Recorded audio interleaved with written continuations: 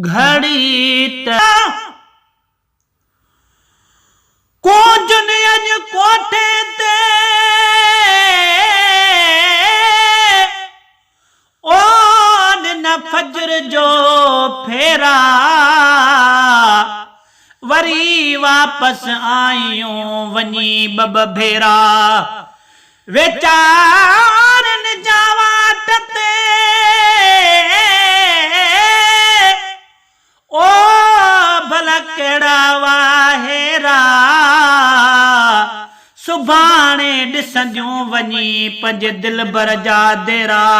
शायद अञा अॻ भरो अथनि आखेरा जलाए जेरा वयूं गुलाम नबी गरीब जा कया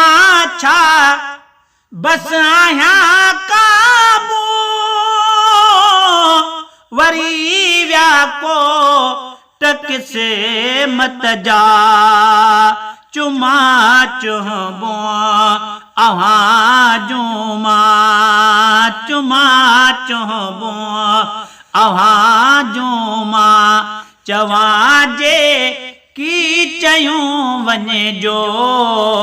घड़ी तरसो इते कूंजो मुझो हीअ खत खयूं वञे जो ॾुखायल जो ॾिनल न्यापो मदीने में नयूं वञे जो घड़ी तरसो इते कूंजूं खुदा जे ॾेहां खबेड़ा अहां साईं उॾामा हा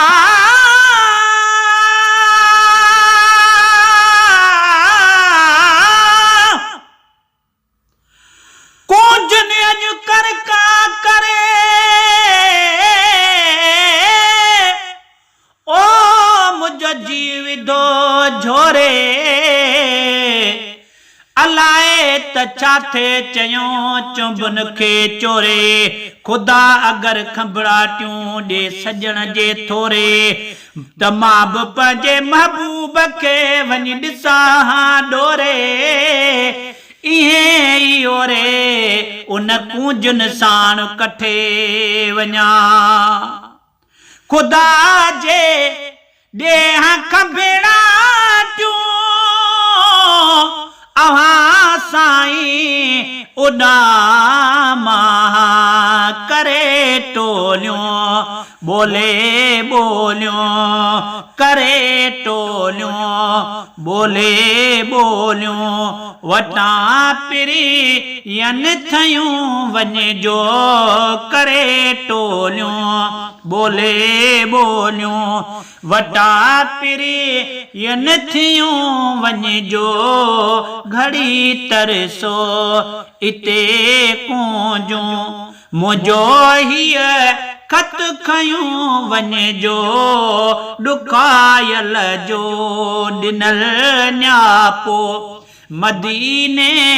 में नयूं वञे जो घड़ी तरसो इते कूंजूं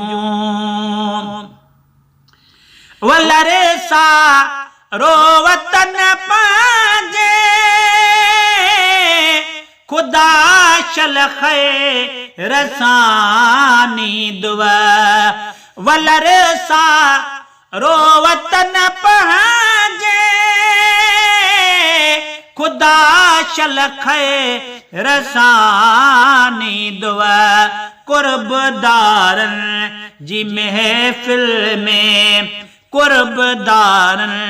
जी महफिल में अर्ज जो कयूं वञे जो घड़ी तरसो इते कूंजूं मुझो हीअ खत खयूं वञे जो ॾुखायल जो ॾिनल न्यापो मदीने में ॾयूं वञिजो घड़ी तरसो इते कूंजूं ॾिठोसी हाल हीणे में उते हाजी गुलाम नबी